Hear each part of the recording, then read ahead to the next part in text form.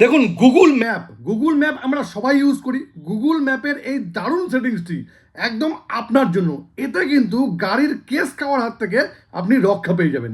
তবে এই সেটিংসটা কি জানতে গেলে ভিডিওটা শেষ পর্যন্ত দেখুন আর প্রসেসটাও একদম সেভ করে নিন। দেখুন, এই জন্য শুরুতে যেটা আপনাকে করতে হবে সেটা হচ্ছে এই যে গুগল ম্যাপটা আছে সেটাকে ওপেন করে নেবেন। এই যে গুগল ম্যাপ, এটাকে আমি ওপেন করলাম।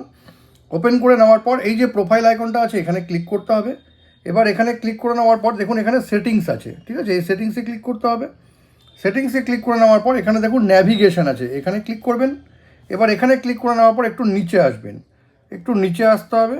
নিচে এসে দেখুন এই যে অপশানটা আছে স্পিড মিটার, ঠিক আছে? এই দেখুন স্পিড মিটার, এই টগলটা কিন্তু অন করে রাখবেন। এটা অন করলে আপনার যেটা সুবিধা হবে, কোনো রাস্তায় সেই রোড দিয়ে চলতে গেলে কতটা গাড়ির স্পিড লিমিট রাখতে হবে সেটা কিন্তু অটোমেটিক গুগল ম্যাপ আপনাকে বলে দেবে। এই রাস্তায় কোথায় কোথায় স্পিডোমিটার লাগানো আছে সেটাও কিন্তু আপনাকে 500 মিটার আগে, মানে আপনার গাড়ির 500 মিটার আগেই কিন্তু বলে দেবে যে এই রাস্তায় কোথায় কোথায় স্পিডোমিটার লাগানো আছে। আর এতে কিন্তু ওভার স্পিড, যেটা আপনার সাধারণত ভুল করে থাকি যে গাড়ি ওভার স্পিড করে নিই, যে স্পিডটা থাকার কথা তার থেকে বেশি স্পিড করে নিই, সেই ওভার স্পিডের হাত থেকে কিন্তু আগে থেকে আপনি সতর্কবার্তা পেয়ে যাবেন। আর এতে কিন্তু আপনার সুবিধা হবে, গাড়ির কেস খাওয়ার হাত থেকে আপনি রক্ষা পেয়ে যাবেন। গুগল ম্যাপের এই দারুণ সেটিংসটি যদি কখনো আপনার কাজে লেগে থাকে তবে কিন্তু এটাকে অবশ্যই শেয়ার করবেন।